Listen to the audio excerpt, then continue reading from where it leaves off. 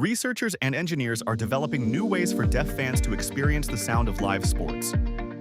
Instead of traditional audio, systems use vibration and haptic feedback to translate sound into physical sensations. At some stadiums, technology converts crowd noise and game sounds into vibrations through seats, floors, or wearable devices. Visual sound displays can also turn audio signals into patterns of light or motion.